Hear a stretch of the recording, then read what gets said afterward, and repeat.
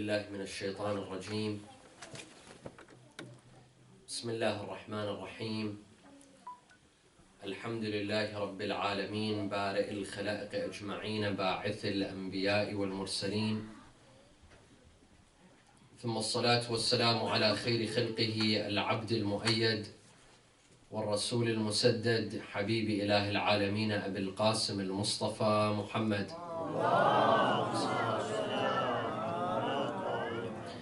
وعلى أهل بيته الطيبين الطاهرين وصحابته المنتجبين. صلى الله عليك يا رسول الله، صلى الله عليك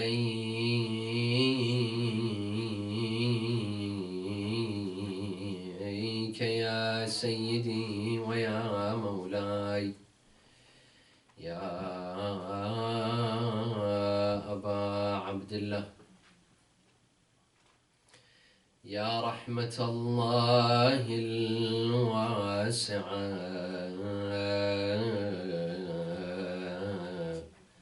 ويا باب نجاة الأمة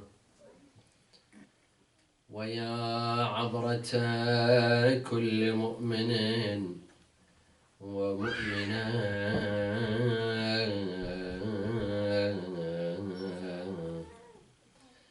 مظلوم شهيد غريب كربلاء. يا ليتنا يا ليتنا كنا معكم سادتي فنفوز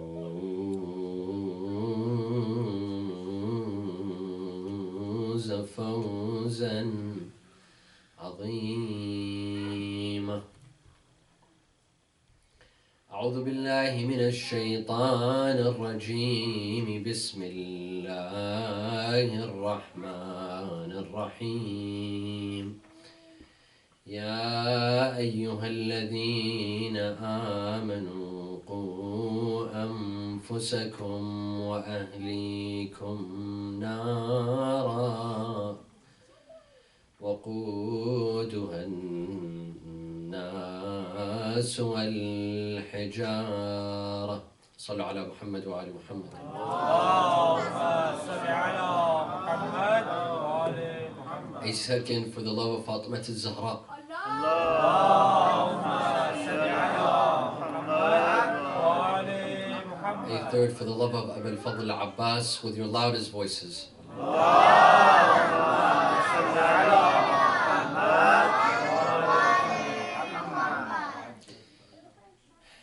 The teenage years of every human being are the most sensitive years in a person's life.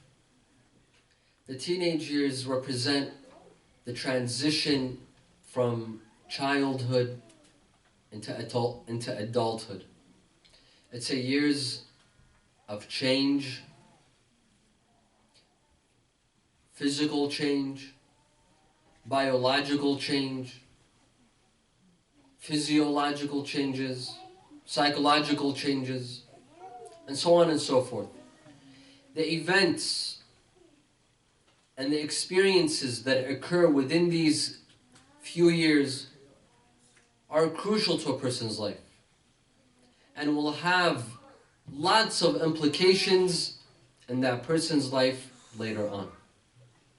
First of all, a teenager goes through biological changes. This person becomes mature, physically mature, biologically mature. This person will begin to develop feelings for the opposite gender, such feelings that never existed before. Perhaps some children from one gender, they're disgusted by children from the opposite gender. But once they reach the period of the teenage years, no, they begin to develop feelings. They begin to feel attracted to the opposite gender. There's hormonal change in their body, in their biological system. At the same time, there's emotional changes in a teenager. A teenager goes through develops various emotional feelings. At one point, a teenager begins to realize the need to be accepted, a need to please, his or her friends, his or her peers, to please others. During the teenage years, there are issues of self-esteem and self-confidence and the need to be accepted by others. And here comes the issue of peer pressure. This all occurs during the teenage years. A very sensitive, a very dangerous period in a person's life. Especially if this person is not receiving proper direction and guidance from their parents. Especially if someone else is directing this person and putting thoughts into their minds. Especially if friends are being effective, it becomes even more dangerous and more sensitive. Thus, the teenage years are the most sensitive and dangerous time in a person's life. This goes for all teenagers and all youth. Now imagine a youth in America, or a youth in Europe, or in Australia, a teenager being raised in the West. If being a teenager by itself is a challenge, imagine a teenager being raised in the West. What sort of challenge is this? In a society, in a community, in a country where Islam plays no role, let alone Islam. Religion itself plays no role. There's separation of religion and politics. Religion has no role in politics, at school, in society. There's no room for morals and ethics. You have the influence of Western culture, the influence of the media, the influence of friends at school. How much are the dangers? How many Muslim youth in the West have we seen that have drifted by this tsunami, this major wave that has taken many of our youth, taken it to other shores? How many youth have we lost? How many families came in this country thinking that there's economic prosperity? After all, this is the land of opportunity. They came here to make a living. They gained wealth, but they lost their families. How many? How many stories have we heard of nightmares and horror stories about parents who have lost control over their children because of the dangers that this society poses? Yes, teenagers and youth in other countries, even Islamic countries, they are also not perfect. They are not infallible. You don't see their foreheads with signs of sujood, nor are they fasting all day long and worshiping all night long. No. However, no one can doubt that the dangers in a Western society is much bigger than the dangers in our countries. Are we equipped? The families, the individuals that kill themselves to come to Western countries and are willing to pay thousands of dollars and fight to receive a green card, do they know what to expect? Do they know of the dangers? Or are they only thinking materialistically of how when they come to this country they'll gain economically? There's real threats, my dear brothers and sisters. And we've seen these threats. We've seen these dangers towards our youth. We've seen these challenges. Parents approach me all the time and they say that we've lost our young son. or our young daughter. One father came once and he said that my daughter, I don't know where she goes. I don't know who she goes out with. And where does she go? But every night she comes back at midnight. This is a problem. And the bigger problem is we live in a society in which the role of parents is very limited. The parents can't set laws. They're restricted because we live in a country that has freedom. The parents don't have the right to set laws or to set restrictions. So how do we solve this problem? How do we protect our youth from being in danger? How do we protect our youth from drifting to other shores? How do we keep them home safe and sound, not just physically, but spiritually? Tonight, we will address some points, some of the challenges, and some of the dangers that our youth in the West face every day. And we shall offer some solutions to our young brothers and sisters, to our youth and our community. And some solutions to the parents and what role they may take in preserving and protecting their youth, inshaAllah. Wa sallu ala Muhammad wa ala Muhammad.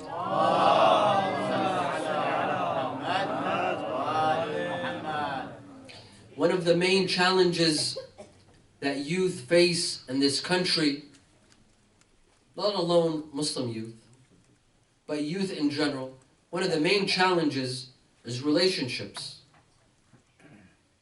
This is something very normal in American life, in Western life, in Europe, in Australia, for youth to have relationships. Starting from middle school, even in high school, they're encouraged to start relationships. In fact, in high school there's a well-known night in 11th grade or 12th grade, I don't know. They push it front every year. Prom night. Youth are encouraged, students are encouraged to come to this prom, dress up, and come with a date. To come with someone. And usually, something happens that night. They get themselves in a sort of mess. This is part of the culture. This is accepted. It's weird for someone not to attend prom. If a student doesn't attend prom, they think he's weird. Why isn't he attending prom? Why isn't she attending prom? Why doesn't this young man have a girlfriend? There's something wrong with him. Why doesn't this young lady have a boyfriend? If she doesn't, there's something wrong with her. This is part of this society. It's part of this culture. For youth, starting at a very young age, to have relationships. For guys to have girlfriends and for ladies to have boyfriends. And the one who doesn't is seen as the black sheep, is seen as an outcast. There's something wrong with this person. Why isn't he in a relationship? This is one of the challenges. And this puts a lot of pressure on our youth. First of all, this is one pressure coming from the society, coming from the community. This is one peer pressure coming from their fellow classmates and friends to have relationships. Number two, our youth, they're not walls. They're not bricks. They're not made out of stone. They also have feelings. They also have desires. Remember, they're in a stage in which they're discovering themselves. They're discovering their desires. They're discovering their emotions and feelings. That also poses a lot of pressure. And at the same time, our religion has taken a strong stand against having relationships before marriage. Anything before marriage is condemned and unacceptable. So what are our youth meant to do? What's the solution? And the problem is not just at school. Relationships don't just start at school or at work. Thanks to social networking now, there's some parents sitting at home, their children, their youth are in their bedrooms. The father thinks that his young son or young daughter, they're protected, but he doesn't know that his daughter is speaking to someone online. He thinks that the dangers are only at school or at work or in the park or at the mall. No, the danger has come at home, in the middle of your house. How do you solve this? How do you solve this challenge? And we've seen many youth that have gone into this field, that have gone into the field of relationships, premarital relationships. Our youth from the Islamic community, from the Muslim community, that have developed relationships, got themselves in a major mess, in a major headache. Most of these relationships, 90% of them, are a failure. They're a cause of headaches, heartbreaks. They cause problems not just for those individuals, but for their families and their parents and their family members. They ruin that person's reputation in the community, in their community. They kill their sense of spirituality, and they leave them in depression for several months, if not for several years. In fact, there are some youth, because of these premarital relationships, have even considered suicide. These are some of the drawbacks. How do we deal with this challenge and this threat to our youth today? There are some that say, you know what? We don't need to deal with this. I will pack my bags and I will take my wife and children and we'll go back home. To Iraq, to Pakistan, to Afghanistan, to Iran, to Lebanon. We'll go back home. If this is the threat, if this is the danger, I'm not going to live here. We'll pack my bags and we'll leave. But is this a logical solution? Is this a practical solution? For 98% of our community members, this is not a solution. This is not an option to pack your bags and leave to another country. And even if you pack your bags and go to another country, is that the only solution? Do you ensure the safety of your youth even if you move to another country? This is not a practical solution. The other solution, the other suggested solution, is to monitor our youth. Monitor them, make sure that they're home at 6 p.m., monitor their phone calls, monitor their email, monitor where they go, monitor their social networking, and so on and so forth. Is this a solution? This is another word for prison. This means putting our youth in prison. If you can monitor some things, can you monitor other things? Like what happens at school, or what happens after school, or maybe before school? This is not a solution as well. Another suggested solution is to give our youth freedom to do whatever they'd like.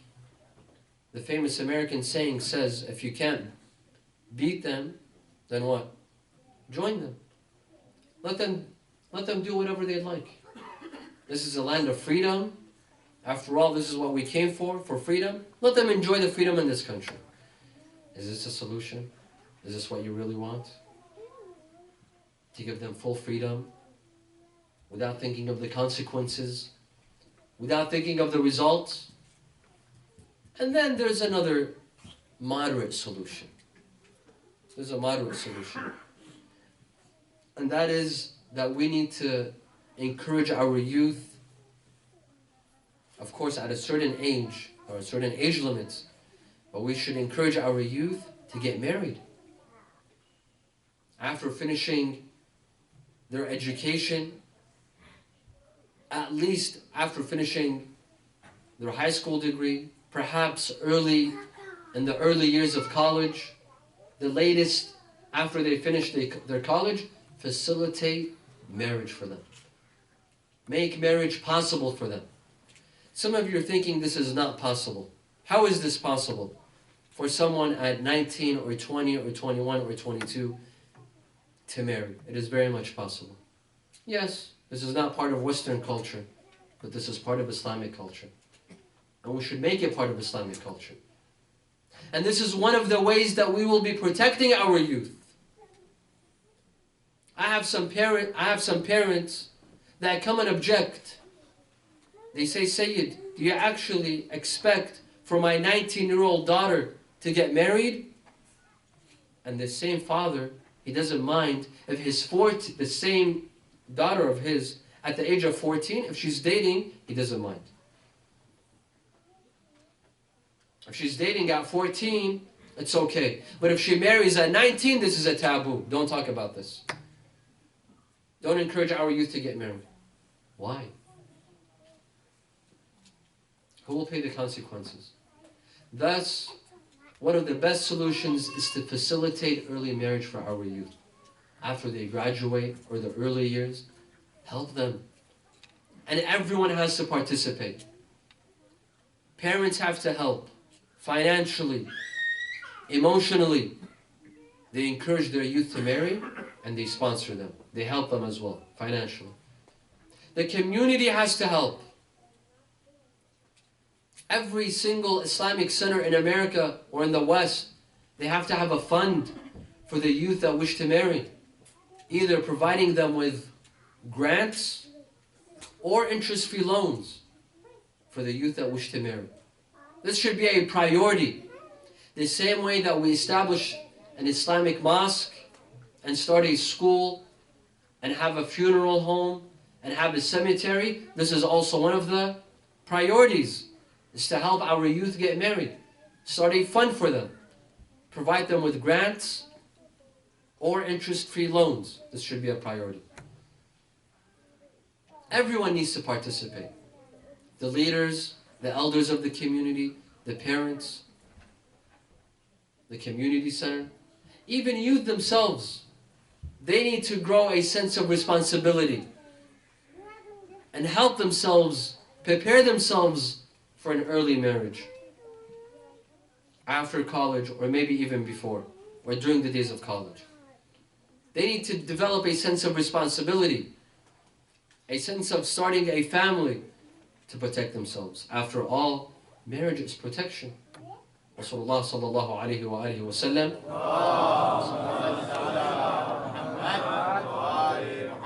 he says, "من تزوج فقد أحرز نصف دينه فليتق الله في النصف الآخر." He who marries, he who gets married, has protected half of his faith. So let him watch out for the other half. صلوا على محمد وعلى محمد.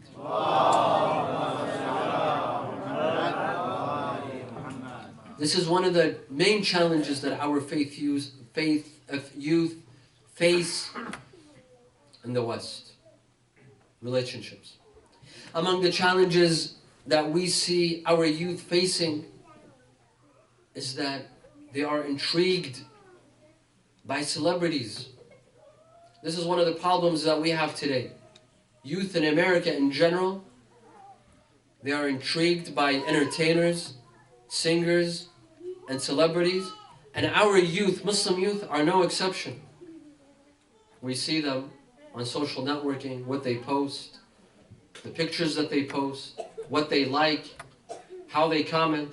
They're intrigued by these Western entertainers and artists and singers and actors and celebrities. They're intrigued by them. You see a lot of our youth, they try to make their hair the same style as Justin Bieber. Why? Because he's cool. Or because they're intrigued by some of the females. They take them as role models or as icons. They try to act like them, dress like them, their hairstyle similar to them, as if these people are actually icons to be followed. How much do our youth spend on their clothing and on their shoes and on their hairstyles and on makeup accessories? How much? How much do they worry about these things? For what reason? For some, it's to imitate some of these celebrities. You ask some of our youth about a certain singer or entertainer or celebrity, they'll tell you about their biography, where were they born, how old they are, where did they graduate, how many albums they have, where are they going to be singing next month. But you ask them about, for example, Imam al-Jawad, they don't know anything. Where was Imam al-Jawad born? How old was he when he became an Imam? Where is he buried? What were the important events in his life? They don't know. They know more about celebrities, they know more about Miley Cyrus than they know about Imam al-Jawad. Many of our youth have been taken by this wave. Is this not a challenge? And I don't know whether our youth know this, don't know this, or they know but they choose to ignore that these celebrities live the worst sort of lives. They live the worst sort of lives. Many of them are addicted to drugs. Many of them are alcoholics. Some of them shoplift. Many of them break laws. Some of them go through severe depression. Some of them have committed suicide, or at least have thought of committing suicide. Are these people worthy of being emulated and followed and taken as role models? I ask our youth this. These celebrities that we're so intrigued with and post their pictures and we're so crazy about, are they worthy of being followed? Do we know about their lifestyles and how they live? What depressing and sad lifestyles they have? Why take them as role models when we in our own communities, we have the best role models? I won't tell you the imams. Let's put the imams aside. We have scholars, we have people in our communities that are the best examples and role models. Have we not heard of Shaheed Sayyid Muhammad Baqir al-Sadr? He only lived 30, 40 years ago. Is he not the best role model for our youth? A man so intelligent that even Western scholars are amazed by his books and his theories. Is he not a good role model? Is he not a great scholar to follow and emulate and keep him as an icon, as someone to emulate? His sister Bintul Huda, Amina, is she not a role model for our sisters and our young ladies?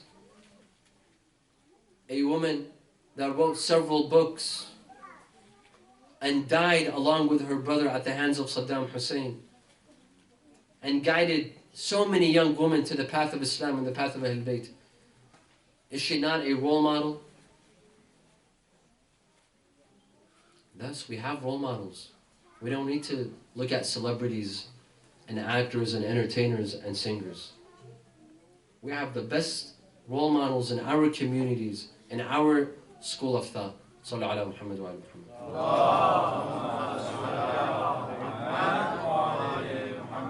One of the challenges that I see our youth face wherever I go, and I receive this question wherever I go by our youth, is that are tattoos and piercings halal or haram? Our youth are intrigued by tattoos and piercings. Wherever I go, youth come and ask me, are they halal? Are they haram? This shows that there's interest. This shows that our youth are interested in getting tattoos and piercings. First of all, let's say it's halal. We haven't heard of a fatwa that says tattoos. Tattoos in itself, a tattoo in itself, might not be haram. Perhaps it could be haram from other ways. In other ways. So I don't want to discuss the details. But let's say the tattoos are halal. But everything that is halal should be practiced. Everything that is halal should be done. There are some things that are not appropriate. Is it appropriate for a Muslim youth that comes to the majlis of Aba Abdullah and hears about Imam Hussein and cries about Imam Hussein, but goes and gets tattoos and piercings? Is this appropriate? Is it appropriate for Muslim youth? Absolutely not. Not everything that is halal is appropriate, brothers and sisters. It's halal to walk upside down on the street. Walk on your hands. Is that appropriate? It's halal to walk on a crowded street in Manhattan and shout. Is that appropriate? Not everything that is halal is appropriate. But there are some youth that are intrigued by tattoos. I don't know what's this intriguement about. If you have the need to scribble on your body, grab a paper and pencil and scribble all you want. Knock yourself out. Allah subhanahu wa ta'ala has given you a clean body. This beautiful body, it's clean. Why come and scribble all over it? Make all sorts of crazy drawings of animals and dinosaurs and I don't know, all sorts of crazy things that our youth are thinking of today. All these weird tattoos. Allah subhanahu wa ta'ala has given you this beautiful body. Why ruin it? Why come and scribble all over it? And then what's so attractive about tattoos? It's nothing but painful.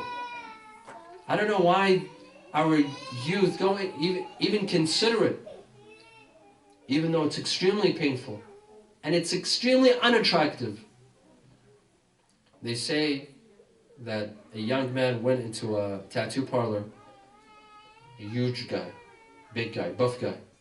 He went into a tattoo parlor and he said, I want a tattoo. The person told him, you want a tattoo of what? He said, me? Look at me. I'm a big guy. I want a tattoo of a lion. He said, okay, sit down. He started tattooing him a lion. He saw that it's painful. Very painful. He couldn't handle it. He started shouting. He said, what is this? He said, you wanted a tattoo? This is a tattoo. After seeing too much pain, he said, you know what? I changed my mind. Make it a cat. So what's the point? You go through all this pain for what? To scribble a lion or a cat on your body? This is ridiculous. Sallu ala Muhammad wa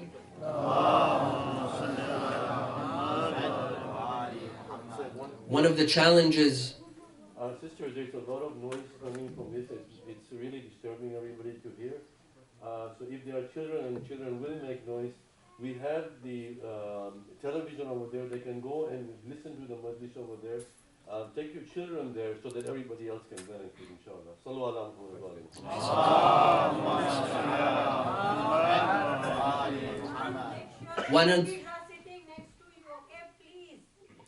One of the challenges that our youth face, and I talked about this last night, is the issue of music. That most of our youth, they're addicted to music. As soon as they sit in the car, they have to turn on the radio or pop in a CD. At home, at work, wherever they are, even if they go jogging, they have to put their headphones and listen to music. This is a problem, my dear brothers and sisters. This is a challenge that our youth face. Some of the youth say that we're addicted. We can't stop listening. If you want me to be religious, I'll be religious. And I'll perform all the practices, but don't tell me to stop listening to music. I can't stop listening to music. And I wish that the music was clean. I wish that it was something nice and clean. All the music today, if you hear the music today, it's all dirty, full of foul language. It's about violence, guns, gangs, inappropriate manners, drugs, mansions, nice cars. This is the music today. It's all about dirty things. And what it does is that it desensitizes our youth to these things. When you hear about a rapper or a singer or an entertainer singing about these things from morning till night, you get desensitized. When you hear a singer singing about drugs, this goes into your mind and your brain, from your ear, it goes directly to your mind. You become desensitized. It becomes something normal for you. This is dangerous. That's why I tell my dear friends, our youth, that you can stop listening to music. And you know what? You're being used. When you listen to music, you know who's winning, who's benefiting? These entertainers are making money off of you. Because music is a money industry. It's a money-making industry. The more you listen, the more you're making them rich and powerful. They're making money off of you. They're ripping you off. So why? There's no such thing as I cannot stop. You can't stop. You can't stop. All you have to do is be patient and have strong will, and don't turn on the radio when you sit in the car. Because what music does to you is that it drugs you. It drugs your mind and brain. It's an intoxicant. Not like alcohol, but it's a form of intoxicant. Try it. Are you the same person when you're not listening to music and when you're listening to music? Absolutely not. You're two different people. When you're listening to music, your mind is somewhere else. You begin to fantasize. When you're listening to this rapper, you imagine yourself sitting in a Lamborghini, a beautiful blonde lady sitting next to you, cash is flowing everywhere, and then you pull up to your mansion, and so on and so forth. You begin fantasizing, your mind goes somewhere else. You begin to fantasize of a fake life. It takes you away from reality. That's why when you're not listening to music, you get bored, because you can't fantasize. Music helps you fantasize about an interesting life or an interesting character. This is all fake. This is all in the mind. This is one of the challenges. Sallu ala Muhammad wa ala Muhammad. One of the challenges that our youth face in the West, unfortunately, is the problem of drugs.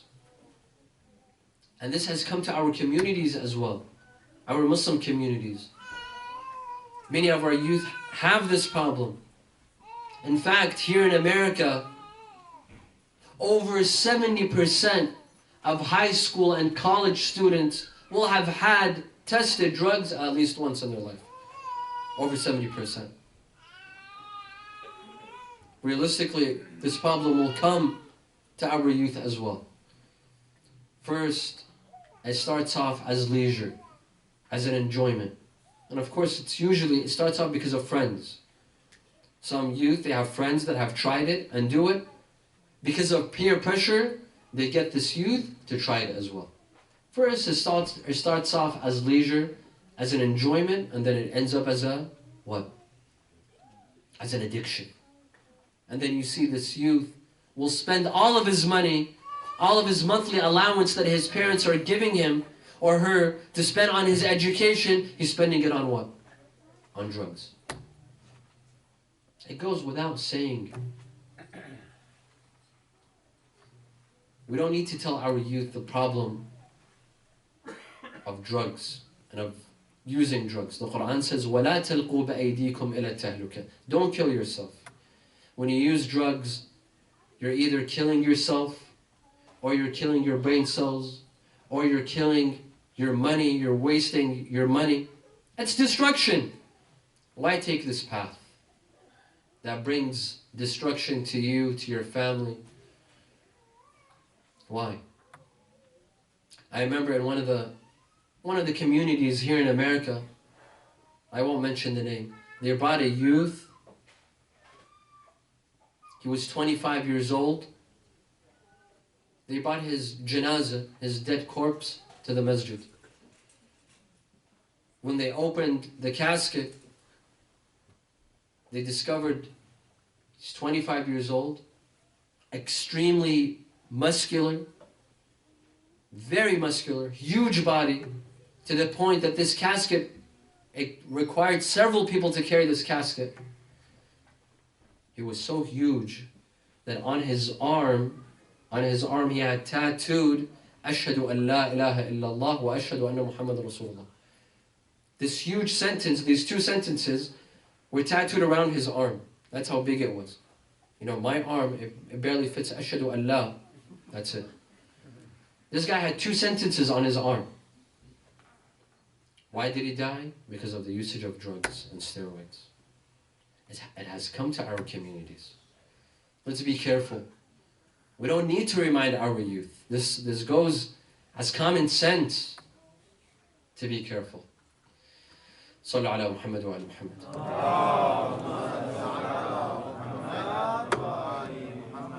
Another major problem here in the West, and this has been going on for the past decade, maybe more, but especially in the last decade, this has become a problem, especially here in America. The problem of homosexuality. This is a huge problem. And I visited some Muslim communities in America where this has also become a problem. Nastajiru billah. Of course, inshallah, that it doesn't exist in this community and in other communities. However, we have to address this problem because it's naive to think that it doesn't exist. It's very naive to think that such sort of problems don't come into our communities. No. Even if there is one individual that will be tested with this problem, we have to deal with it and find a solution. Even if it's very rare. You know, when you go on a plane, as soon as you ride a plane, before the plane takes off, they give you directions of what? In case the plane falls. How often does a plane fall? Out of every, I don't know, 500,000 flights, maybe one plane falls. But just in case, on every flight that you take, they give you directions. And that's why, just in case that this problem exists, we have to address it. Unfortunately, we live in a country, we live in a society in which this act has become normal. You watch a movie, you go to the movie theater, you watch a movie, and every movie there's an actor that has this sort of behavior. Even in sitcoms, family sitcoms, at 6 p.m. or 7 p.m., you see a movie actor that has this problem. To the point that the President of the United States fights for their rights and urges Congress to pass bills so that these people are not discriminated against. And I would not be shocked within the next 10 years to see the President of the United States one of this minority. I will not be shocked. And this will happen, mark my words. It will happen. This is a problem, brothers and sisters. This is a problem. And unfortunately, what they come and justify it. They say that this is normal. It's a natural act. Look at baboons, they do it. That means it's normal. Every day, they find some weird animal that's doing it in the jungles of Africa, and they come and tell us that this is natural. If 2 whales in the ocean, they practice this act, or 2 camels, they come and tell us, look, see, animals are doing it, that means it's natural. Well, animals also eat feces. Does that make it natural? Does that make it normal? If some animals practice this, does it make it normal for human beings? In Islam, my dear friends, we have taken a very strong stand against this behavior. Very strong stand. It's immoral, it's unnatural, it spreads diseases, it spreads immorality, and should be stopped. And inshallah, it doesn't exist in our communities. Wa sallu ala Muhammad wa ala Muhammad. These are some challenges, brothers and sisters, and the list goes on. I can talk forever about the challenges that our youth and our teenagers face in the West. But I don't want to give you a headache. What is the role of our parents? These are the challenges. Will the parents sit still and say La ilaha illallah and shake their heads and pray to Allah that Allah saves their youth and protects their youth? Or will they act? Will they take certain measures and find solutions? Number one, I advise my dear parents, the dear parents, and I am a parent as well. I'm a father of 3. I advise the parents and I say, be friends of your children. Be their friends. Don't keep a gap between you and your children. When you keep a gap, you will not know what's happening in their lives. Sometimes youth, they like to approach their parents. Sometimes a young man wants to approach his father and speak to him about his problems at school. But the father is not approachable. They're not approachable. Sometimes a young lady wants to approach her mother and address her problems. But the mother is not approachable. Be approachable. Be in a sort of manner in which your young son or daughter can approach you and speak to you about their problems. Be their friends. Sit with them. Don't just preach, but listen as well. Some parents, they're experts in preaching, but they don't know how to listen. Sometimes you need to learn how to listen. Your youth want to come and express themselves, talk about their problems. The same way you have learned to preach and teach, learn how to listen. This is very important. Number 2, for some parents, their priority is work. Their priority is business. Some parents, there are some fathers, they even go to work on weekends. Well, when have you left time for your young daughter or young son? When? Unfortunately, for some, their priority is their business, not their teenager, not their youth. This needs to change. Your priority should be your children, my dear brothers and sisters. Nothing should come before your children. They should be your priority.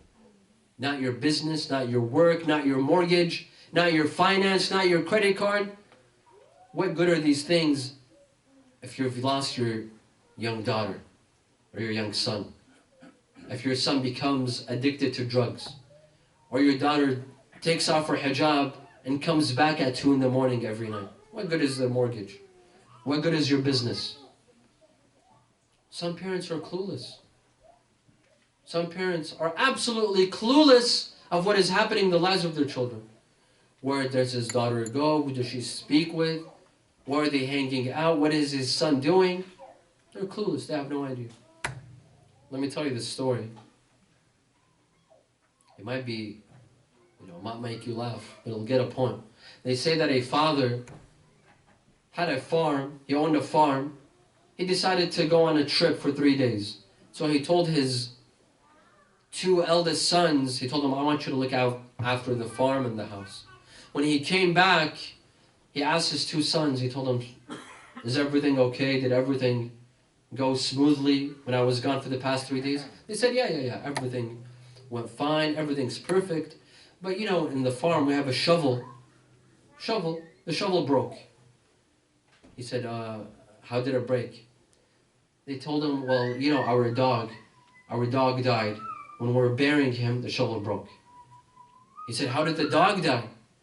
He said, well, they told him, well, we had a fire on the farm, and all the animals, the cows and the horses, they started running. So there was a stampede. They stepped on the dog and the dog died. He said, well, how is there a fire in the farm? He said, well, our 7-year-old brother was smoking a cigarette. He turned off his cigarette and the farm went on fire. He said, why was your 7-year-old brother smoking a cigarette? They said, well, when mom died, we all started smoking cigarettes. There are some parents, there are some fathers and mothers are as clueless as this father. They have absolutely no idea what's happening at home and in the lives of their young sons and daughters. This needs to change. And number 3, there are some parents that worry a lot about the school and grades of their teenagers and youth, but could care less about their faith. That young son and daughter has to get straight A's, and they have to pass the SATs, and they have to get acceptance at NYU, for example. But does this young man pray? During Ramadan, does he fast? Does his daughter wear hijab? He could care less, as long as they do good in school. I tell some parents, you should worry just as much as you worry about their grades in schools, worry about their faith. Worry about their iman and their akhlaq and their salah and their hijab. There are some parents that have to take their children every year on a vacation, either to Hawaii or Paris or somewhere exotic. I say at least, if you're going every year to these places, take them 1 year to Hajj as well. Take them to Umrah as well. Take them for ziyarah as well. These trips, they have an effect. Take your youth on these trips and see the effects on them. Let them go and visit the homeless and the poor. Take them out of their homes and their supported shelter. Let them go and see other places. Places where people are not so well off. Let them go and see the poor in Iraq and in Afghanistan and Pakistan. This has an effect on them.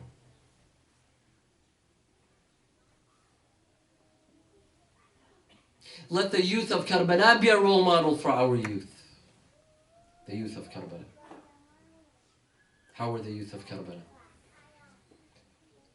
Those youth that were with Imam Hussein alayhi salam on the day of Ashura in Karbala, they didn't have any desires. They didn't have any goals in life. They didn't have any ambitions.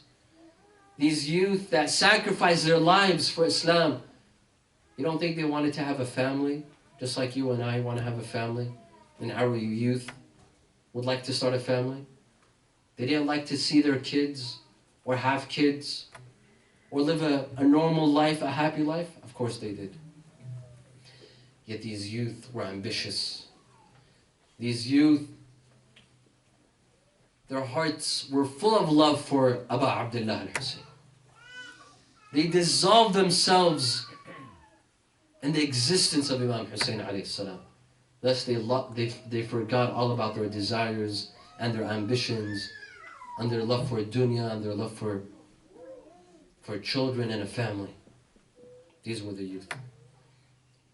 Al-Qasim alayhi salam, the night of Ashura, when Imam Hussein told his companions that we shall all be killed tomorrow, the night of Ashura. He told them, none of us, if you stay in Karbala tonight and remain with me tomorrow, you will all die. He said, I will turn off the candles. Whoever would like to leave, you may leave. We'll turn off the candles and no one will see you. You can leave if you'd like. They turned off the candles. When they turned back on the candles, all the companions of Imam Hussein were seated. He told them that I will give you glad news, good news, that tomorrow we will all be killed. Al-Qasim, who was 14 years old, he comes to his uncle and he said, my dear uncle, will I be among the martyrs tomorrow? Will I die along with you tomorrow? The Imam couldn't hold back his tears. He told him, وَكَيْفَ الْمَوْتُ عِنْدَكَ يَا بُنَيْ? How do you see death? How do you perceive death? He said, وَاللَّهِ يَا عَمْ فِي نُصْرَتِكَ أَحْلَى مِنَ الْعَسَلِ. If death means to support you and to help you, then this death is sweeter than honey.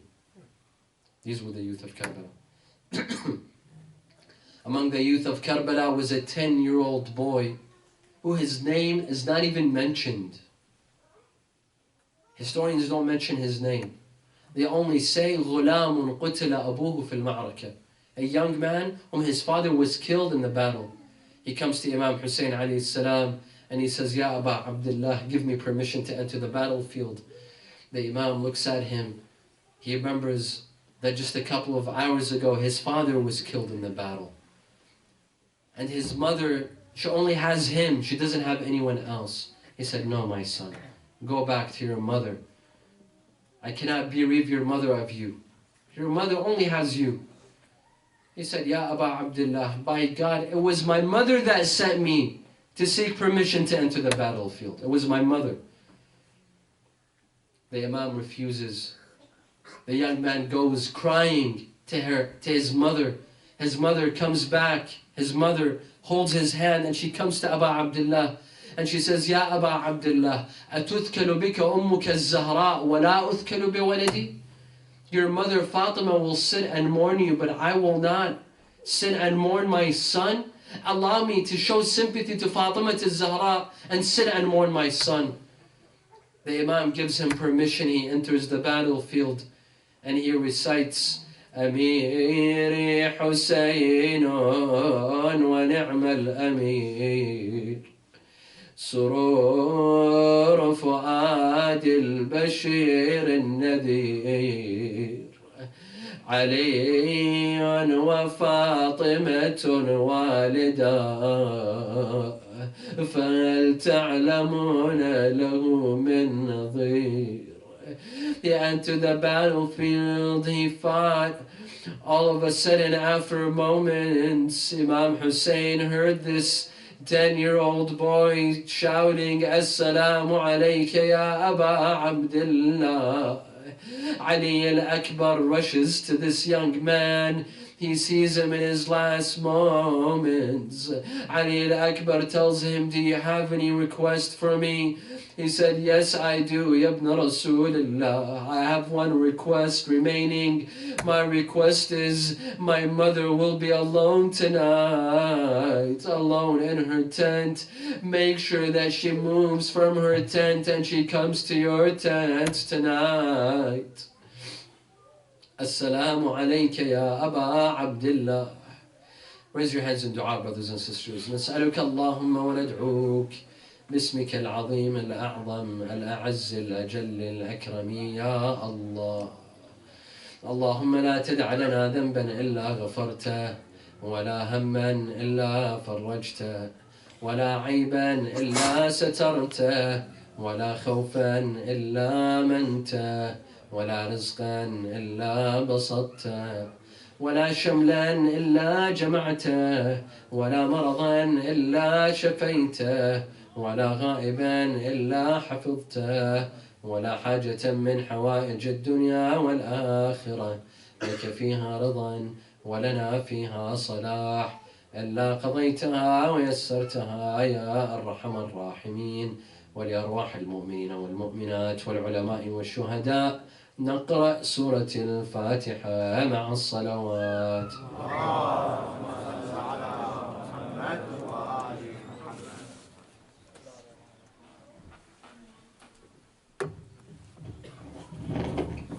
I urge all the youth to make dua.